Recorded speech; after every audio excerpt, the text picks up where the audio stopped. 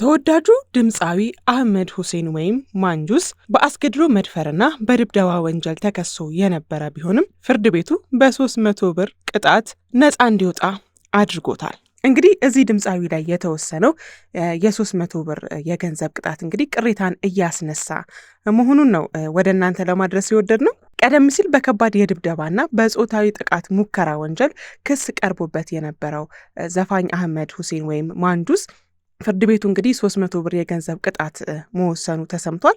ግለሰቡ በፈጸመው ድርጊት ተገቢውን ቅጣት ሳያገኝ መቆየቱና ክሱም ዝቅ ተደርጎ መቅረቡ ሲነገር ቆይቷል። ይህ ጉዳይ በጣም አነጋጋሪ ሆኖ ቆይቶ ነበረ። ምክንያቱ ደግሞ ልጅቷን በከባድ ሁኔታ ደብድቧት፣ በዛ ላይ ደግሞ ጾታዊ ጥቃት ለማድረስ ሙከራ ማድረጉ ታውቆ ፖሊስ ጣቢያ ሄዶ በሚከሰስበት ሰዓት እንዲታሰርም ፈቃደኞች አልነበሩም። ይሄ ጉዳይ ትንሽ አሳሳቢ ሆኖ ነበረ። ይህንን ጉዳይ ደግሞ አሳሳቢ የሚያደርገው በከተማ አስተዳደሩ ደንብ መሰረት ለቀላል የጽዳት ጉድለቶች የሚጣሉ ቅጣቶች በሺዎች የሚቆጠሩ በሆኑበት ሁኔታ በአካልና በስነ ልቦና ላይ ከባድ ጉዳት ለሚያደርስ ወንጀል የተወሰነው የ300 ብር ቅጣት ከድርጊቱ ክብደት ጋር አለመመጣጠኑ ነው። ፍርድ ቤቱ እንግዲህ ግለሰቡን በገንዘብ ቅጣት ብቻ አሰናብቶታል። ይህ የፍርድ ቤት ውሳኔ በሕግ ባለሙያዎችና በሴቶች መብት ተሟጋቾች ዘንድ ፍትህ የተገፋችበት በሚል ከፍተኛ ጥያቄን እያስነሳ ይገኛል። ይህ ሁኔታ ሁላችንንም የሚያሳምን አይደለም። እንደ እውነቱ ከሆነ እንግዲህ እንደምናውቀው ከቅርብ ጊዜ ወዲህ ፍትህ እየተጓደለ መምጣቱ ይታወሳል። በተለያዩ ጊዜያት የተለያዩ ሕግ የሚጣሱባቸው ድርጊቶች እየተፈጸሙ ይገኛሉ። የተለያዩ ሴቶች ይደፈራሉ፣ ህፃናት ይደፈራሉ፣ ወንዶችም ሳይቀር ይደፈራሉ። ተገለው ተጥለው አስክሬናቸውን በሚያስጠላ በሚያሳዝን ሁኔታ ይገኛል። ይህ ድርጊት እንግዲህ በተለያዩ አገራት ላይ በተለያዩ ጊዜ ከቅርብ ጊዜ ወዲህ እየሰማናቸው የምንገኛቸው ወንጀሎች ናቸው። እንደውም አንዳንዶቹ 5 ዓመት 10 ዓመት 15 ዓመት ቅጣት ሲበየን ይህ በቂ ነው ወይ? እውነት ይህ ማስተማሪያ ነው ወይ? ከዚህ በኋላ ይህ ግለሰብ እንደዚህ አይነት ድርጊት የፈጸመው ግለሰብ ከእስር ከወጣ በኋላስ ምን ዋስትና አለው ለቀረው ማህበረሰብ የሚሉ ጥያቄዎች ነበር እየተነሱ የሚገኙ የነበሩ። አሁን ደግሞ እንደተመለከትነው በባሰ ሁኔታ እጅግ በሚያሳዝን መልኩ በ300 ብር ቅጣት እንደወጣ ነው እንግዲህ እየተገለጸ የሚገኘው። ወይ መጀመሪያውኑ አልታሰረም ወይም ፍትህ በቃ ተጓድሏል ተብሎ ታምኖ ቢታው ይሻል ነበር፣ ወይ ፍርድ ቤት ባይቀርብ ይሻል ነበር እንጂ የመድፈር ሙከራ እንግዲህ የህግ ባለሙያዎች በዚህ ጉዳይ ላይ አስተያየት መስጠት የሚችሉ ይመስለኛል። የመድፈር ሙከራ ያደረገን ሰው የደበደበን ሰው በ300 ብር መልቀቅ ቅጣት መልቀቅ ማለት እንግዲህ እንኳን በዚህ ዘመን በእርግጠኝነት በሰገሌ ግርግር እንኳን እንደዚህ አይነት ቅጣት ይቀጣል ብለን አናምንም። እጅግ አሳፋሪ የሆነ ድርጊት ነው እንግዲህ የተከናወነው በፍርድ ቤት ወይም በህግ አስከባሪዎች ዙሪያ ማለት ነው። ይህንን ድርጊት ተከትሎ እንግዲህ አንድ ሀሳብ አስተያየት ሰጪ ያጋራውን ወደ እናንተ ለማድረስ እወዳለሁ። ከላይ ሲጀምር እንግዲህ እንደዚህ ይላል። ከባድ ድብደባ የፈጸመው ዘፋኝ በ300 ብር ተቀጣ።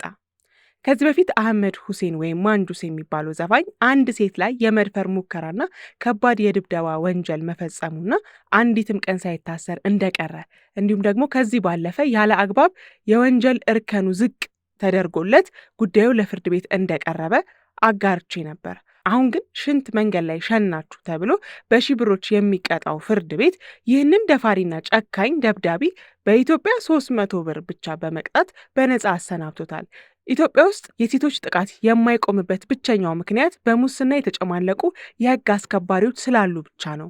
ማንጁስ የተባለው ዘፋኝ በተደጋጋሚ ወንጀሎችን በመፈጸም የሚታማ ብዙ ሴቶችም ጥያቄ የሚያቀርቡበት ሰው ነው።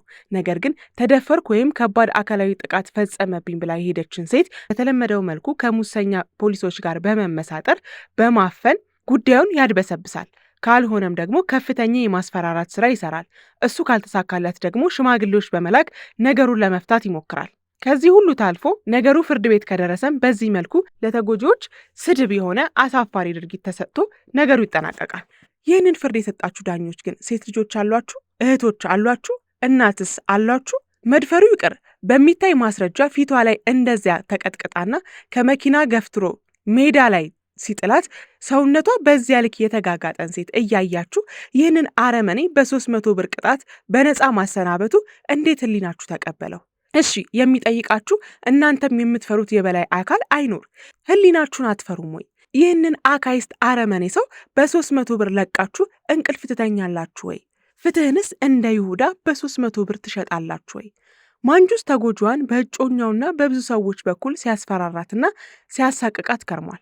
ጭራሽ ምንም አታመጭም እያሉ ክለብ ውስጥ ከሱ ጋር እየተነሱ ፎቶዎችን ከክለቡ ባለቤቶች ጋር ተመሳጥረው እያወጡና ተደፈርኩ ብትይም ማንም አያምንሽም በማለት እስከ ትላንትናዋ ቀን ድረስ በተለያየ ስልክ ሲዝቱባት ቆይቷል።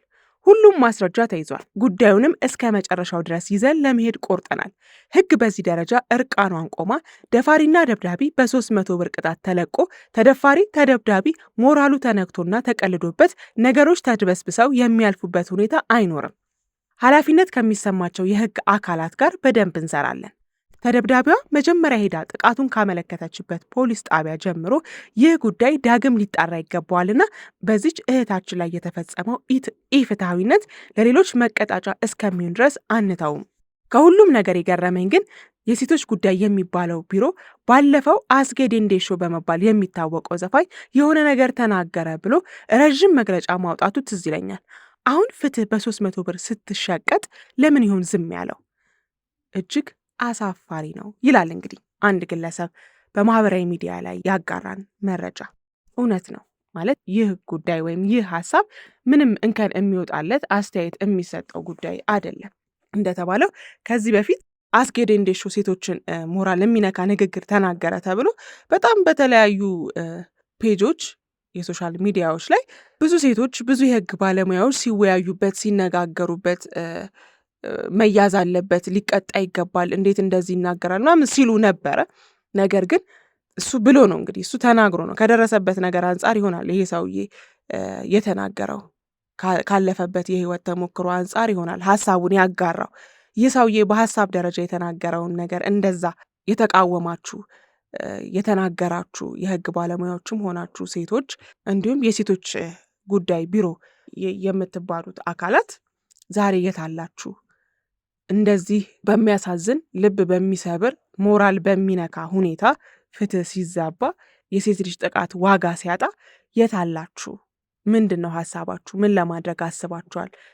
ለማለት እንወዳለን። እንደዚህ አይነት ህግ የመጣስ ጉዳዮች ላይ አስተማሪ የሆነ እርምጃ እስካልተወሰደ ድረስ ይህ ጉዳይ እንደሚቀጥል ለማሳሰብ እንወዳለን። በየቦታው አለ፣ እየተደረገም ነው ያለው። ከዚህ በፊትም ተደርጎ አልፏል፣ ወደፊትም ይደረጋል።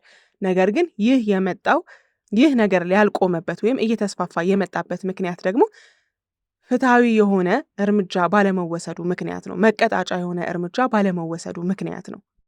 የህግ አካላቶች ሊወስዱ የሚገባው እርምጃ ድርጊቱን የፈጸመው ግለሰብ ብቻ ሳይሆን ሌሎችም ለመፈጸም እያሰቡ ያሉ ሰዎች ካሉ ሊማሩበት ሊቀጡበት የሚገባ ጉዳይ ነው መሆን ያለበት። ነገር ግን ይህ ድርጊት እየተፈጸመ ባለመሆኑ ምክንያት እንግዲህ በሚያሳዝን ሁኔታ ለዚያውም ታዋቂ ሰው፣ ህዝብ የሚያውቀው ሰው፣ ሚዲያ ላይ የሚታወቅ ሰው።